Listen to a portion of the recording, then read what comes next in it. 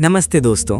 आज के इस विशेष वीडियो में हम चैत्र मास के कृष्ण पक्ष की सबसे पावन तिथि पाप मोचनी एकादशी की दिव्य और पौराणिक व्रत कथा पर चर्चा करने वाले हैं। ये कथा हमें सिखाती है कि किस प्रकार घोर तपस्वी मेधादी ऋषि भी माया के जाल में फंस गए और कैसे भगवान विष्णु की शरण में आकर एक व्रत मात्र से उनके और अप्सरा मंजू घोषा के वर्षों के पाप क्षण भर में भस्म हो गए।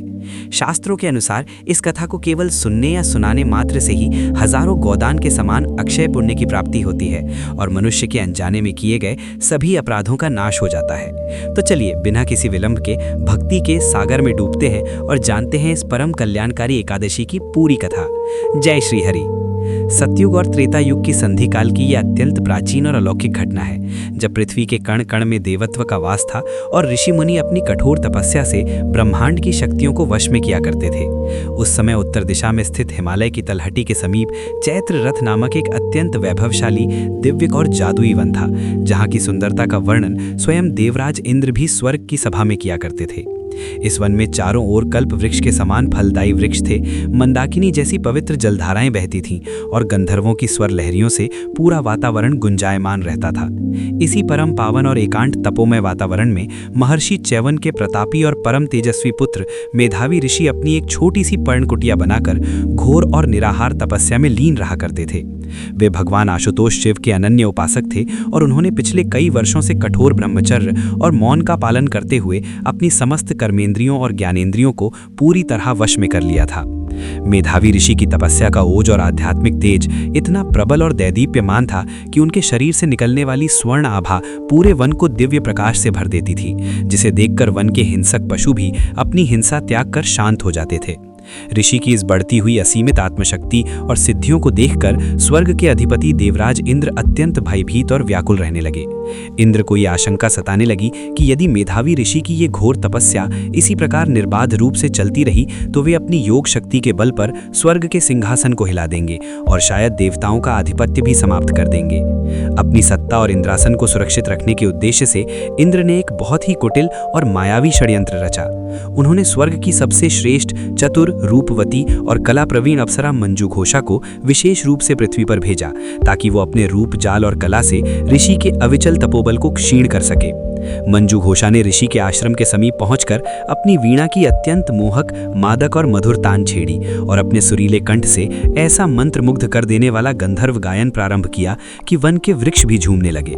उसी समय देवराज इंद्र की गुप्त आज्ञा पाकर कामदेव भी वहां साक्षात धनुष बाण लेकर प्रकट हो गए और उन्होंने अपने पंच पुष्प बाणों का प्रहार करते हुए पूरे वातावरण को श्रृंगार, विलासिता, मोह और काम की तीव्र लहरों से भर दिया।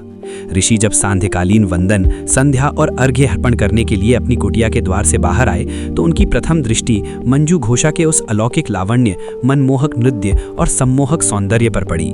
कामदेव के अदृश्य बाणों के अचूक प्रभाव और अप्सरा की अद्भुत सुंदरता ने ऋषि के वर्षों के कठोर संयम, विवेक, बुद्धि और वैराग्य को एक ही क्षण में छिन्न भिन्न कर दिया। ऋषि अपनी साधना का लक्ष्य, तप के कठोर नियम और परमेश्वर के ध्यान को पूरी तरह विस्मृत कर उस अप्सरा के मोहपाश में अत्यंत बुरी तरह बंध गए। मोह और माया के वशीभूत होकर मेधावी ऋषि मंजू घोषा के साथ संसार के क्षणिक सुखों, क्रीड़ाओं और भोग विलास में पूरी तरह मग्न हो गए। उन्हें दिन रात के बीतने का, सूर्य और चंद्रमा के उदय अस्त होने का और यहाँ तक कि बदलते हुए महीनों और ऋतुओं के चक्र का भी तनिक भी ज्ञान नहीं रहा। काम वासना और लौकिक सुखों के अथाह सागर में डूबे ऋषि को इस बात का भान ही नहीं हुआ कि काल की गति कितनी तीव्र है और उनका बहुमूल्य समय कितनी तेजी से हाथ से निकलता जा रहा है। वे दोनों एक दूसरे के मोह और आकर्षण में इतने गहरे डूब गए कि देखते ही देखते 57 वर्ष, 9 महीने और 3 दिन का एक अत्यंत विशाल समय का खंड व्यतीत हो गया। एक दिन जब मंजू घोषा को यह अनुभव हुआ कि उसका मुख्य कार्य सिद्ध हो चुका है और ऋषि का तपोबल पूरी तरह समाप्त हो चुका है, तो उसे पुनः देवलोक और इंद्र की सभा में वापस लौट जाने की चिंता हुई। उसने अत्यंत संकोच, लज्जा और मधुर वाणी के साथ ऋषि के समक्ष उपस्थित होकर स्वर्ग प्रस्थान करने की अनुमति मांगी। मंजू घोषा की विदा लेने की बात सुनकर ऋषि अचानक जैसे किसी लंबी मोह निद्रा या तंद्रा से जागे और उन्होंने तत्काल अपने बचे हुए योग बल से बीते हुए समय की सूक्ष्म गणना की। जब उन्हें यह अत्यंत कड़वा और भयावह सत्य ज्ञात हुआ कि एक अप्सरा के क्षणिक, नश्वर और झूठे सुख के लिए उन्होंने अपने अनमोल जीवन के 57 वर्ष व्यर्थ गंवा दिए हैं और उनकी वर्षों की संचित तपस्या की अक्षय पूंजी पूरी तरह मिट्टी में मिल चुकी है, तो वे आत्मग्लानि, भारी पश्चाताप और प्रचंड क्रोध की ज्वाला से कांपने लगे। ऋषि ने क्रोध में भरकर अपनी आंखें खोलकर मंजू घोषा की ओर देखा और उसे पापिनी, छलनी और दुराचारिणी संबोधित करते हुए अत्यंत कठोर श्राप दे दिया कि हे तुच्छ अप्सरा, तूने छल और कपट से मेरे जैसे पवित्र और संयमी ब्राह्मण का धर्म भ्रष्ट किया है और मेरी महान तपस्या को जड़ से नष्ट किया है। इसलिए तू इसी क्षण अपने इस झूठे सुंदर रूप को त्याग कर अत्यंत विभत्स, भयानक, कुरूप और मांसभक्षी पिशाचिनी बन जा। श्राप के तत्काल और अमोघ प्रभाव से मंजू घोषा का वो स्वर्ण जैसा कांतिमय शरीर उसी क्षण काला और झुलसा हुआ पड़ गया। उसके लंबे सुंदर केश बिखरकर जटा बन गए और वो एक अत्यंत डरावनी राक्षसी के रूप में परिवर्तित होकर चीखने लगी। वो थर-थर कांपते हुए ऋषि के चरणों में गिरकर फूट-फूट कर विलाप करने लगी और बार-बार क्षमा की भीख मांगते हुए कहने लगी कि हे परम तेजस्वी ऋषिवर, मैं तो केवल इंद्र की दासी थी और कामदेव के वश में होकर मैंने ये अपराध किया। कृपया मुझ अबला पर दया करें और इस घोर नारकीय श्राप से मुक्ति का कोई सुगम और सरल उपाय बताएं।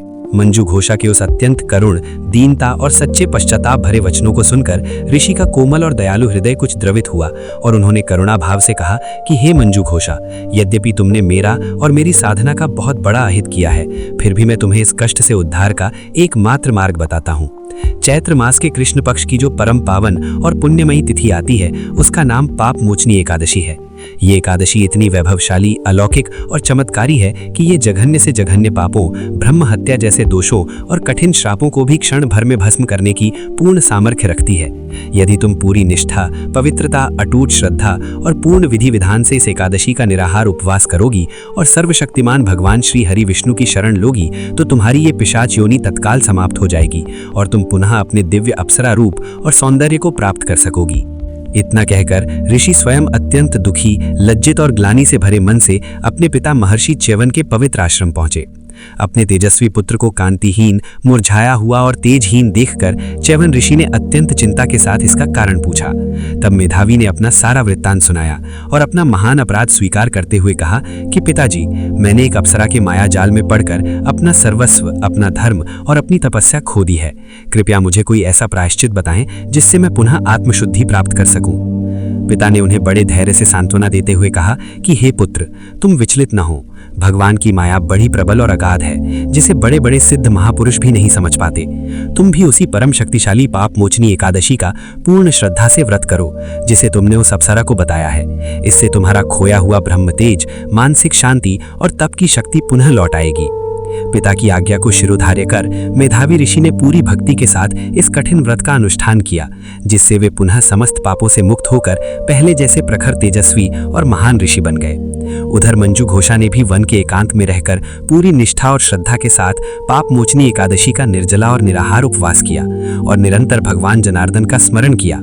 व्रत के पारण और पूजन के साथ ही उसका वो भयानक राक्षसी और पिशाच रूप तत्काल कपूर की तरह उड़ गया और वो पुनः एक दिव्य, आभायुक्त और सुंदर अप्सरा के रूप में चमकने लगी। वो ऋषि और भगवान विष्णु को प्रणाम कर अपनी भूल की क्षमा मांगते हुए पुनः स्वर्ग लोक को गौरव के साथ प्रस्थान कर गई। भगवान श्री कृष्ण अंत में राजा युधिष्ठिर को ये कथा सुनाते हुए कहते हैं कि हे कुंती पुत्र, ये पाप मोचनी एकादशी का व्रत इतना महान और परम कल्याणकारी है कि इसके केवल भक्ति पूर्वक सुनने, पढ़ने या सुनाने मात्र से ही मनुष्य को 1000 उत्तम गौनान के समान अक्षय और दिव्य पुण्य फल की प्राप्ति होती है और मनुष्य के अनजाने में किए गए सभी अपराधों का नाश हो जाता है। तो जो मनुष्य इस पवित्र दिन पर सच्चे हृदय से भगवान विष्णु का षोडशोपचार पूजन, कीर्तन और रात्रि जागरण करते हैं, उनके अनेक जन्मों के संचित पाप पर्वत की तरह जलकर राख हो जाते हैं और वे इस मृत्यु लोक में समस्त सुखों, ऐश्वर्यों और शांति का भोग कर अंत में परम पद वैकुंठ धाम को प्राप्त करते हैं। जय श्री लक्ष्मी नारायण, जय श्री हरि। तो दोस्तों, ये थी पाप मोचनी एकादशी की वो परम पावन कथा जो हमें सिखाती है कि सच्ची श्रद्धा और प्रायश्चित से बड़े पापों का भी नाश संभव है। भगवान विष्णु की ये महिमा हमें जीवन में संयम रखने और अपनी भूलों को सुधारने की प्रेरणा देती है। शास्त्रों के अनुसार जो भी मनुष्य इस एकादशी के महत्व को सुनता या सुनाता है, उसे 1000 गोदान के समान पुण्य फल की प्राप्ति होती है और वो अंत में बैकुंठ लोक को प्राप्त करता है। आशा है कि आज की ये पौराणिक गाथा आपके जीवन में सुख, शांति और भक्ति का संचार करेगी। अगर आपको ये कथा पसंद आई हो तो इसे अपनों के साथ साझा करना ना भूलें, ताकि वो भी इस पुण्य के भागी बन सकें।